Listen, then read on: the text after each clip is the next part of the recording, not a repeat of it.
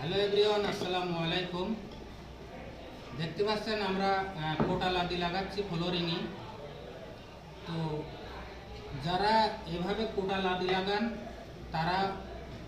তাদের উদ্দেশ্যে বলছি, আপনারা এরকম পট্টি মাঝখানে দিয়ে দেবেন, তাহলে কিন্তু অনেক সুন্দর দেখাবে কোটা লাদির ক্ষেত্রে, যেটা বলছি।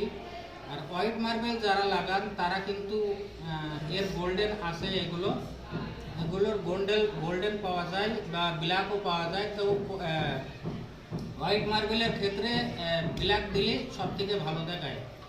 তো আপনারা যারা হোয়াইট মার্বেল লাগান ফ্লোরিংয়ে, তো আপনারা ব্ল্যাক হোক, রেড এক দিতে পারেন, বা গোল্ডেন একটা আছে ওটাও দিতে পারেন, যেটা আপনাদের ভালো লাগে। দেখো